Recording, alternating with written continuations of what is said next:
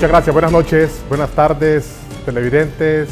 Bienvenidos nuevamente a Día Político, en vivo y en directo desde la capital de la República. Esperando el pueblo hondureño la Navidad, el nacimiento de nuestro Señor Jesucristo y esperando esta declaratoria por parte del Consejo Nacional Electoral. Hay, podemos decir, alegría. Se espera que en las próximas horas podría llegar la misma por parte de los consejeros del Consejo Nacional Electoral. Pero en el otro campo, el Tribunal de Justicia Electoral, ¿qué está pasando? ¿Están preparados para recibir toda esta documentación de los candidatos que no se sientan conformes después de esta declaratoria por parte del Consejo Nacional Electoral? Y para esta noche vamos a conversar con el presidente del Tribunal de Justicia Electoral, el abogado Mario Urrutia. Es un gusto saludarlo. Bienvenido a Día Política, abogado. ¿Qué tal? Muchísimas gracias, Ricardo, y a todos los televidentes de tan gustado programa. Bueno, en relación al comentario sobre las posibles recursos de apelación de aquellos actores que participaron en el proceso electoral recién pasado, el 30 de noviembre, pues nosotros estamos esperando y estamos preparados con muy pocos escasos recursos, ya que el Congreso Nacional nos hizo una reducción extremadamente considerable, ¿verdad? Sin ninguna justificación. Nosotros enviamos atentas comunicaciones al titular del Congreso Nacional, le hicimos llamados, tuvimos reuniones, imposible recibir apoyo por parte de este poder del Estado y sobre todo de la presidencia del Congreso Nacional. Y no solo eso, Ricardo, ya teníamos un presupuesto ya aprobado, que fue el que se generó en las elecciones primarias el 9 de marzo, y quedaron unos remanentes para ser desembolsados pues a las cuentas del Tribunal de Justicia Electoral. Y la sorpresa es que la Secretaría de Finanzas pues nos comunicó hace 2 semanas que esos recursos, por instrucciones superiores, no dieron ninguna explicación, no iban a hacer los respectivos desembolsos para hacerle frente a estas obligaciones que nosotros tenemos. Realmente hoy pues hicimos un comunicado y enviamos un oficio al titular de la Secretaría de Finanzas, haciéndole conciencia pues de que están atentando con la democracia, están atentando contra el pueblo hondureño y sobre todo aquellos actores políticos, candidatos y candidatas que se presentaron el 30 de noviembre a un proceso electoral y hasta el día de hoy pues estas personas que hayan considerado que se les vulneraron sus derechos en primera instancia van a recurrir al Tribunal de Justicia Electoral, y nosotros pues estamos sumamente preocupados para ver cómo le hacemos frente a esa obligación que tenemos que hacerle para resolver aquellos recursos de apelación que se han sometido a nuestro conocimiento. ¿Cómo van a hacer en este caso, abogado? Y luego de esta reacción por parte del magistrado Mario Morazán para hacerle frente, estos comunicados que directamente este día lo ha hecho público, se rechazan las injurias y amenazas de coartar la libertad individual y los actos de injerencia extranjera en contra de jueces, árbitros y otros funcionarios electorales por constituir ataques flagrantes al Estado de Derecho, a la independencia e integridad de la judicatura, al proceso electoral hondureño y a la soberanía popular. ¿Agua? Bueno, yo quiero hacer una aclaración de que el magistrado Morazán no está autorizado para utilizar la imagen institucional. Él tiene todo el derecho, como lo garantiza la Constitución de la República, la libertad de expresión, pero que lo haga a título personal, y los comunicados o las opiniones que está virtiendo y que virtió hoy el magistrado Morazán no representan la posición del Pleno, que es la máxima autoridad, ¿verdad? Él lo hizo a título personal. Nosotros inmediatamente hicimos una aclaración de que eso lo puede ser a título personal, ¿verdad? Porque como hondureños tienen derecho a la libertad de expresión y valga la redundancia de palabras, expresar los presuntos agravios que él haya recibido consecuencia de su comportamiento, pero no representa la opinión institucional del Tribunal de Justicia Electoral lo vertido hoy por el magistrado Mario Morazán Aguilera. Bueno, ha vertido una serie de opiniones como los plazos para presentar todos estos recursos. Abogado, lo que usted me explicaba primeramente sobre cómo le van a hacer frente sin presupuesto a todo este trabajo que le viene al Tribunal de Justicia Electoral, sin duda alguna, por todo lo que está ocurriendo. Sí, de hecho, nosotros desde Presidencia ya hace 2 semanas hemos acudido a organismos cooperantes como ser el PNUD, la Unión Europea a través de Eurolet, el apoyo logístico para que nos colabore y hacerle frente a estos recursos de apelación resultado de los procesos que se ven en el Consejo Nacional Electoral, porque dinero en efectivo, dinero no tenemos en nuestras cuentas en el Tribunal de Justicia Electoral a raíz de la renuencia o del capricho o de la obstaculización al proceso electoral que quiere hacer la Secretaría de Finanzas o directamente pues la Presidencia del Congreso Nacional en no otorgarle los recursos respectivos y olvidan algo de que ahí hay recursos de todos los partidos políticos, del Partido Libertad y Refundación, del Partido Liberal, del Partido Nacional en los niveles electivos de diputados y de alcaldes, y están perjudicando la clase política. Es decir, aquí están perjudicando la clase política y faltándole un respeto al pueblo hondureño para que no sea valorado el ejercicio del sufragio que fue practicado el 30 de noviembre recién pasado, Ricardo. ¿Han analizado cuál sería esta salida salomónica para buscar o concretar todos estos recursos? ¿Más o menos cuánto se necesita, abogado? Bueno, nosotros estamos pidiendo, el presupuesto que nosotros teníamos estimulado era hasta un monto de 26 millones de lempiras. Recordemos que el Tribunal de Justicia Electoral tiene un personal permanente muy escaso, somos pocos los empleados permanentes. Ya hicimos conciencia, hemos llamado a la reflexión a estos compañeros que redoblemos de fuerza y si es posible trabajar las 24 horas, 24/7 para hacerle frente a los recursos de apelación que vienen. Aparte del equipo logístico, pues, como hacer bienes logísticos para poder afrontar esas situaciones, hemos acudido a los organismos cooperantes, como le vuelvo a repetir, a la Unión Europea y al PNUD, que en procesos anteriores hemos tenido respuesta y en este caso pues no creo que nos vayan a dar la espalda y vamos a recibir el apoyo que necesitamos para resolver estos recursos de apelación que en las próximas horas se van a presentar ante el Tribunal de Justicia Electoral. ¿Cuál ha sido la respuesta de estos organismos? ¿Han dialogado nuevamente?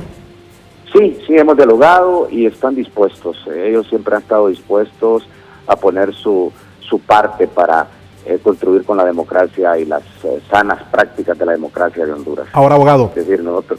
Correcto. Y con todo esto, ¿están preparados que no pase o no ocurra lo que está pasando? Si muy bien lo observamos todos los días al interior del centro logístico del Consejo Nacional Electoral. Y le pregunto esto por la revisión y toda esta estrategia que utiliza por parte del Tribunal de Justicia Electoral, sabiendo que también hay representación de los partidos políticos. Nosotros, en los recursos de apelación, y esto quiero que lo escuche el pueblo hondureño y la clase política, cuando nosotros recibimos los recursos de apelación, casi el 100%, por la mayoría casi el 100%, solicitan recuentos jurisdiccionales. aquellas personas que integren, y eso voy a ser contundente, aquellas personas que integren las mesas de recuento jurisdiccional, las juntas de recuento jurisdiccional, y que nosotros observemos un comportamiento fuera de la norma, ese mismo día se separa. Es decir, nosotros no vamos a estar contemplaciones y van a ser sustituidos, porque no es posible que nosotros, que personas quieran seguir obstaculizando y poniendo en zozobra al pueblo hondureño en este proceso. Eso tenga la plena seguridad desde Presidencia, y tengo la certeza también que la compañera Miriam Barahona me va a apoyar en esa decisión, que aquella persona, y vuelvo a repetir, que vayamos a practicar los recuentos jurisdiccionales producto de los recursos de apelación y que quieran interponer una conducta que no sea conforme a la normativa, ese mismo día, en el mismo instante, esa persona va a ser separada de las funciones. Eso tenga la plena seguridad. Usted ha sido muy claro con esto, abogado. Esa es la advertencia. Contundente. ¿Cuántos son las personas que van a estar enfrente en esta junta para juntas receptoras de votos, abogado? Son pocas, tenemos un promedio de 75 personas, Ricardo. 75 personas tenemos lista para eso, y ya capacitadas, ya con los manuales, ya tenemos todo listo, ¿verdad? Inclusive ya le pedimos al Consejo Nacional Electoral que nos habilite el espacio para instalar el área donde nosotros vamos a llevar a cabo los recuentos jurisdiccionales. Ahí va. Y no solo eso, también sí. tenemos aprobado el reglamento de observación. Hemos hecho ya ese reglamento que va encaminado a una observación pública, los medios de comunicación, las organizaciones, la sociedad civil, observadores nacionales e internacionales. Es decir, los recuentos jurisdiccionales del Tribunal de Justicia Electoral son completamente públicos, y vuelvo a repetir, y este mensaje sí lo quiero dejar bien claro, ¿verdad? Aquel miembro de una junta de recuento jurisdiccional que no esté conforme a los principios de la norma que lo dicta la Ley Orgánica Procesal Electoral, en el instante va a ser separado. ¿De estos cuántos son? ¿Cómo se reparten ahí en esta cuestión? ¿Cuántos de los miembros de cada partido? Son tres miembros. No, ahí no es por partido, mi amigo, ahí no es por partido. Yo decía por representación ahora. Es decir, son miembros que nosotros los designamos como magistrados, como pleno, los designamos, y ahí no, los partidos pues no tienen oportunidad de meter, como dicen, las manos, ¿verdad?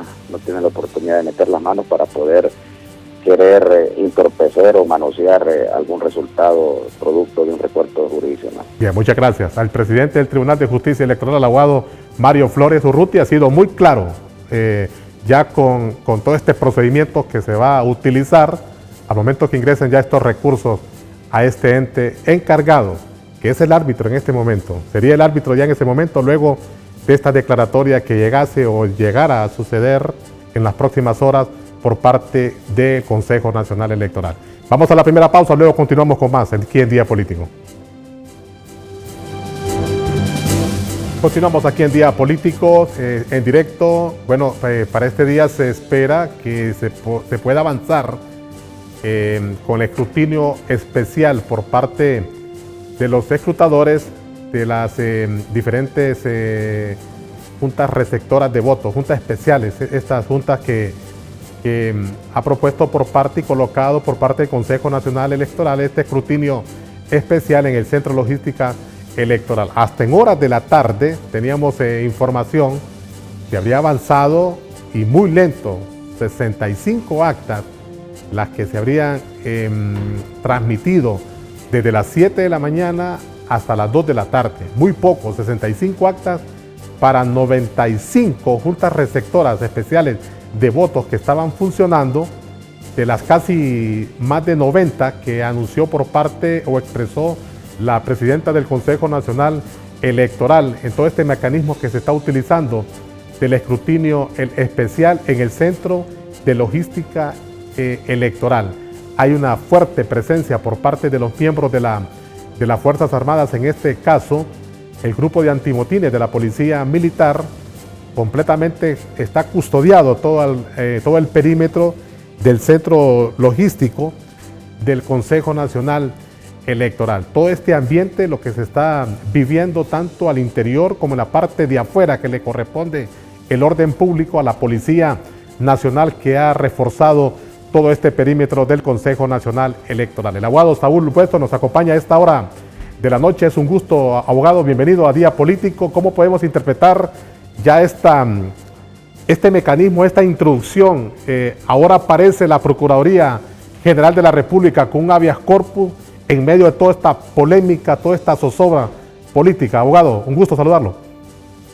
Igualmente, la verdad que ha llamado la atención la iniciativa que ha tenido la PGR para preocuparse por la integridad física de las dos consejeras, porque recordemos que el habeas corpus o exhibición personal o cuerpo habido está establecido en la Constitución de la República para que la persona o alguien interesado pueda presentarlo cuando esta persona haya sido detenida ilegalmente o esté recibiendo de alguna forma cierto tipo de torturas.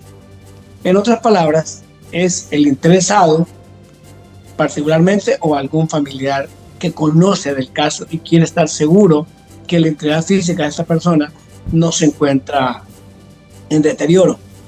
Recordemos, por ejemplo, la década de los 80 que se secuestraba una persona y había que ir al Estado a presentar un recurso para poder asegurarse dónde estaba esta persona. Y lo hacían los interesados o los defensores de derechos humanos que representaban a estas familias. En este caso llama la atención que sea la PGR, que es el Estado, y esté exigiéndole al Estado que responda por la ubicación física de estas personas, cuando estas personas en ningún lugar han dicho que están detenidas. Contrario censo, han dicho que más bien están huyendo de una posible orden de captura que esté en su contra. Recordemos que un medio de comunicación, un colega periodista, anunció hace días que había sido informado de una fuente de altas esferas que había una orden de captura contra ellas. Y a los 2 minutos respondió el relacionador público de esa institución, el Ministerio Público, diciendo que ahí no había nada. Hace poco también las consejeras dicen que se sienten perseguidas, que hay una orden de captura para ellas, entonces salió nuevamente el Ministerio Público a aclarar que no hay ninguna orden de captura. Lo preocupante, sí. Abogado, ¿usted tiene alguna comunicación como organismo de derechos humanos de todo este actuar por la Sala Constitucional de la Corte Suprema de Justicia? Porque la información que nos ha llegado, bueno, ya estaba nombrado el secretario, ya tenía nombrado un secretario, bueno, ahora aparece el juez, que es, sin duda alguna, es la Comisionada Nacional de los Derechos Humanos, pero que aparezca el secretario y admita ya este recurso rápidamente, ¿cómo lo interpretan? Bueno, legalmente procede, deben ser admitidos de inmediato, porque de no ser así, entonces pueden haber deducción de responsabilidades. De eso estamos claros. Lo que llama la atención, la repetía, es que es el Estado quien le está exigiendo al Estado mismo que procuren demostrar dónde está la integridad física de esta persona, cuando la idea original de este habeas corpus, que no es nuevo, viene de Roma y se desarrolló en Inglaterra en el siglo 1600, 1200, siglo III, ¿sí?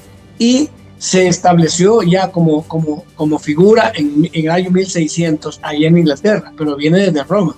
Y desde Inglaterra se pasó a los demás países. Lo que se busca, repito, es la integridad física de la persona y dónde se encuentra. Porque aquí, le voy a decir, la policía tiene una costumbre, sí, que toda una persona se la lleva para el Manchén o al Core 7, y cuando usted llega al Core 7 le dicen, no, está allá en Belén. Y cuando va a Belén, no, está en el Manchén, no, está en la Kennedy. Entonces, precisamente para eso es esta figura, para que se asegure a los familiares que su pariente que ha sido detenido demuestre que no ha sido detenido ilegalmente y que además, si fue detenido legalmente, que no está sufriendo ningún vejamen a sus derechos humanos. Pero aquí lo que llama la atención es lo siguiente. 1. Las consejeras han desaparecido porque temen, y lo han manifestado, de ser capturadas. Es decir, no es que están detenidas por el Estado, habían sido apresadas. Ellas andan de alguna manera huyendo por temor a una represalia que puede existir del gobierno. ¿Y por qué lo hacen? Porque hay antecedentes.